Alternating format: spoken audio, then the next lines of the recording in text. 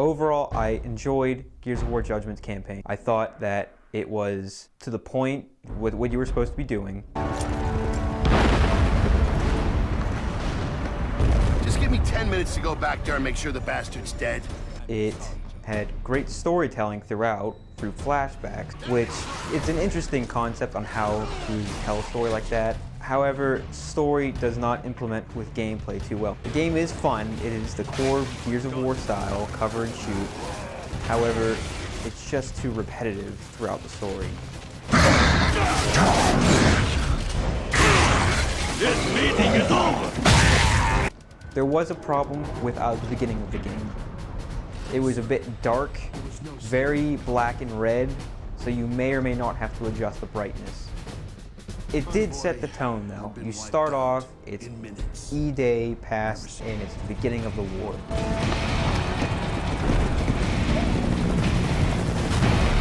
The characters in this game, while Cole and Baird do provide good laughs and with traditional storytelling with them, Paddock and Sophia just don't hit well. Paddock, the grizzled Russian-type veteran, seems to bring what would think a lot of grit to the table. Really, it's just a lot of grumbling and anger throughout the game, not saying much, not giving us much reason why he's mad other than the scars. Dislike enemies then. Hey, that's enough! Sophia, on the other hand, is just flat. There isn't much to her. Mainly, Sophia was just a plot device put in to have another perspective to the cool Onyx guards that they had in Gears of War 3. Get over here! Another character in Gears of War Judgment is Colonel Loomis. Now, I'm not a fan of this character either. You'd think he was the grizzled veteran or leader such as Hoffman or maybe even Prescott. However, it's just a game of barking orders between him and Baird throughout the whole campaign. Colonel Loomis will say so-and-so, Baird will say no. That's the campaign. You gain about 5 or 6 hours of this campaign, casual and normal. And while it may provide somewhat of a challenge regularly, the most interesting point of campaign is the classifieds available to you. The classifieds are twists in the story that can make the game harder for you.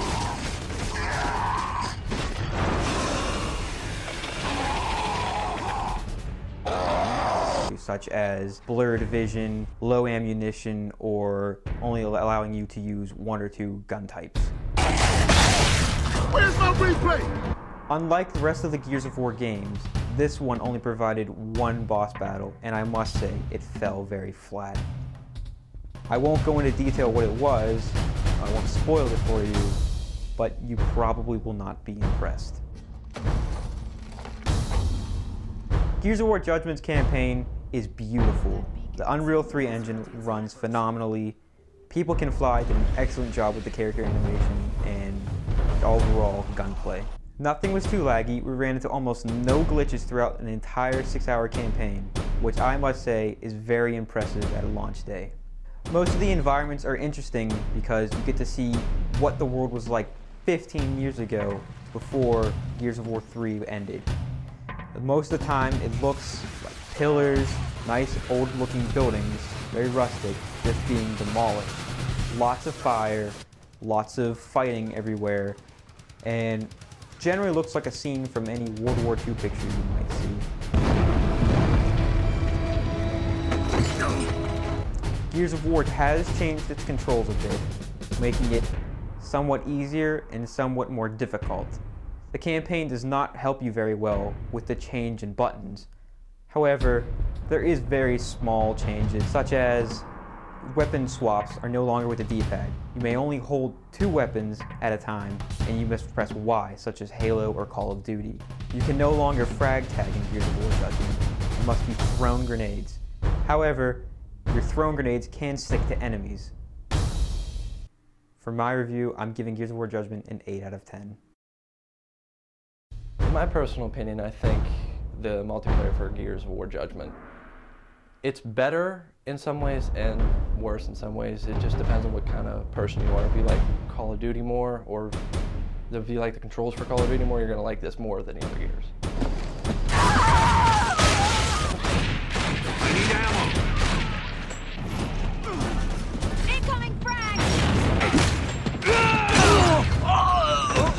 If you want to switch your weapons, you hit Y, like Call of Duty. Or if you want to throw a grenade, you hit LB. It's all different at first, but after a while, you like it more.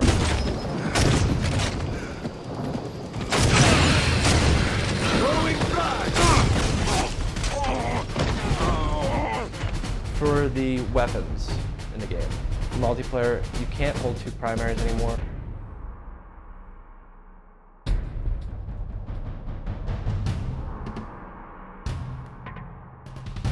Ammo you get, it's different, you get a lot less now, so they put ammo cases around the map so you can pick it up and but that makes it limited for other people because you can't pick up their ammo that they drop.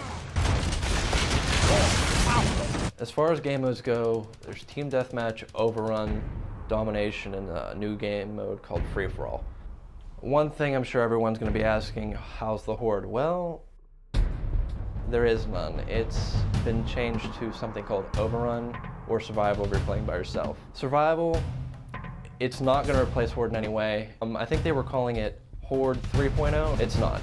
It's like a very, very much watered down version of Horde where you have to defend something. I can describe the new Horde called Survival as a tower defense kind of thing, to where you defend a point the entire time and just take off waves and waves of enemy. You get classes and they already give you everything, all the barriers and everything. You have to keep those protected. Once they're gone, they're gone. While defending your main point, you can place turns and everything depending on the person you play as. In my personal opinion, I am disappointed that they took out Horde because that was what almost everyone I knew played. Every time I got on an Xbox, there was more people playing Horde than online Team Deathmatch. So I think that was a bad idea on their part. A lot of people are not gonna buy it just because of that. As far as the game modes go, they should have more right off the bat. Guardian should have been in there right off the bat because as much as I play Gears of War 3, that's what everyone plays. So that should be in there right off the bat. And I don't know why it's not. Wingman was another one that they should have kept in there. That was also one of the better ones. Now Domination, all it is King of the Hill, except there's 3 points to protect or capture. So there's no big difference there. But they are also adding 2 new game modes later, which I'm not sure what they are. The main people that play the game a lot would be called is wall bouncing. It's a little bit more difficult to do now since it feels more like Gears 1 than anything.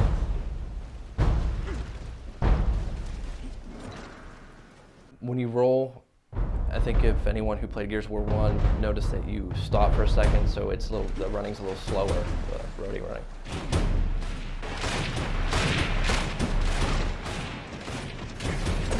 I sentence you to death! Now when you run, your crosshairs stay, so it's going to be easier to blind fire.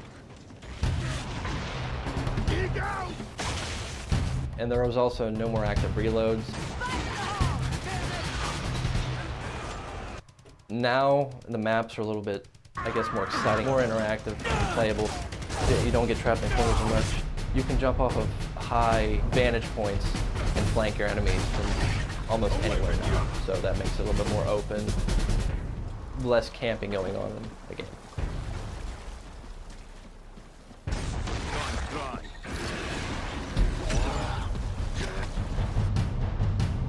My first impression of it was the graphics was definitely a lot better from the previous one.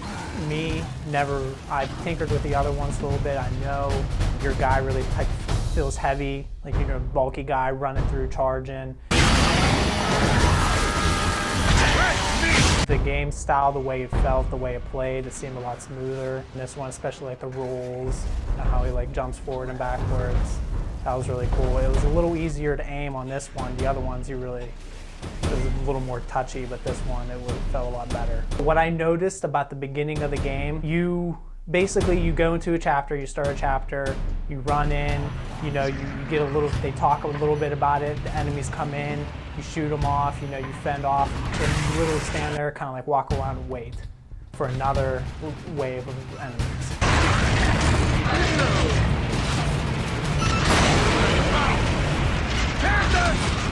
You go in, shoot them, they might talk a little bit, another wave comes in.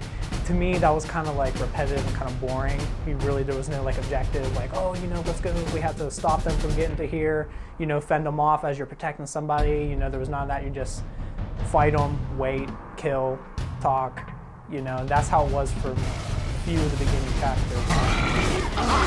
I liked it. It's there. It has the Gears of War 1 experience, which I enjoy because it was my favorite Gears of all. I like how they're bringing back like the mentality of the first one, 15 years before the first one, like at the very beginning of the war.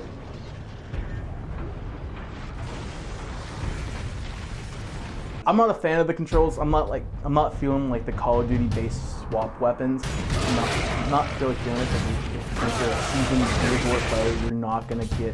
It's gonna confuse you a lot because you're always used to the D-pad and not really the Y. It's gonna get you a little bit. After a while, like any game, you're gonna get used to it. You're gonna learn it, and then after that, it's gonna be second nature.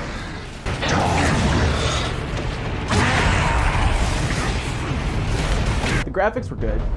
Showing Unreal Engine, people can fly. People who made Bulletstorm, they showed a big improvement since Bulletstorm to this game. You also, when you beat the campaign, you can come back and also redo the Declassify, which is a very nice add to the game, showing classified missions, bonuses, better replay value indeed. Honestly, I kind of really love the crosshair because it's going to make it a lot easier for just running up and blasting people and not really have to worry about, oh man, am I going to get him one-shotted?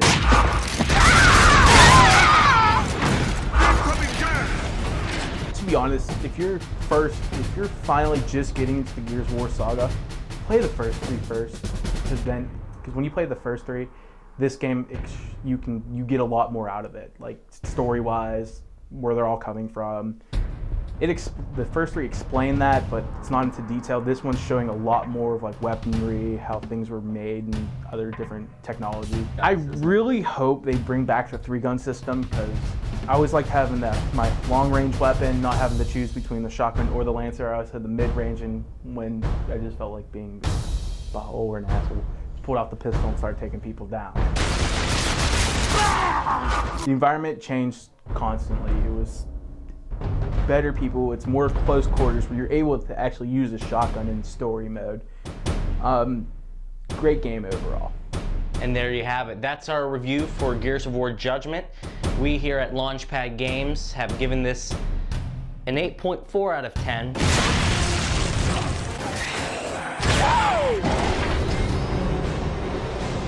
Thanks for watching, everybody. Comment, like, subscribe, and more importantly, keep gaming.